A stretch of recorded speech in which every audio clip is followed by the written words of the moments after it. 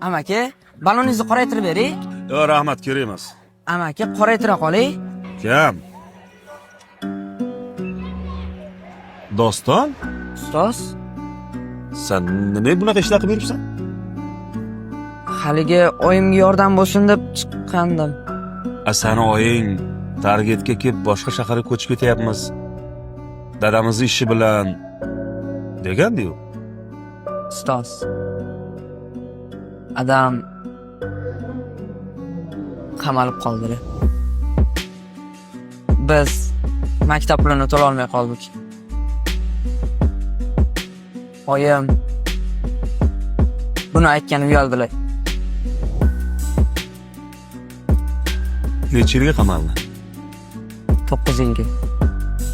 Endi 2 yil o'tirdilar, yana 7 yil bor.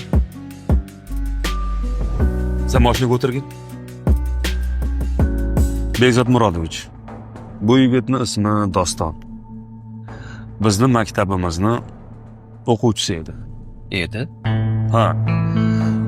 O'tgan yili onasi boshqa shaharga ko'chib ketyapmiz deb maktabdan olib ketgan edi. Bugun bilsam, otasi qamalib qolgani uchun o'qiy olmagan ekan. Shunga agar ruxsat bersangiz,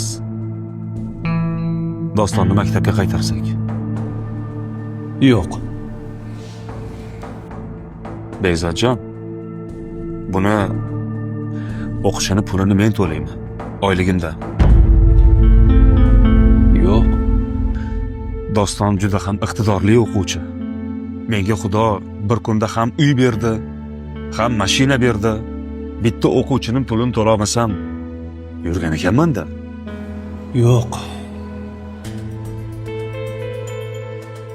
Nimaga siz farzandlaringizni rizqini boshqalarga berib yuborishingiz kerak?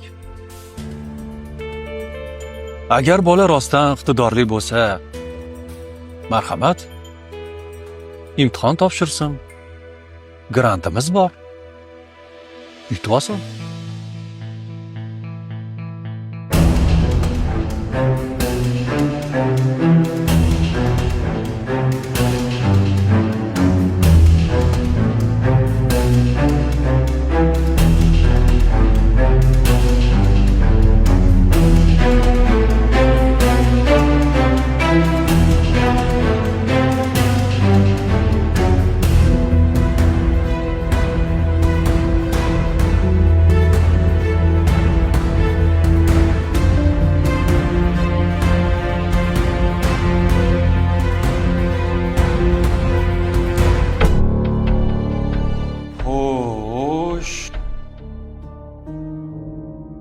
Siz aytgancha bor ekan.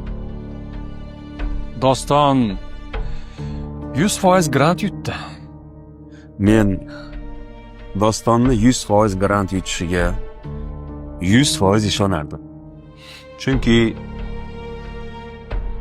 bu yigit super iqtidor. Endi dadasi qamaldi degani hammasi tugadi degani emas-ku. Qancha dadasi qamalganlar bor.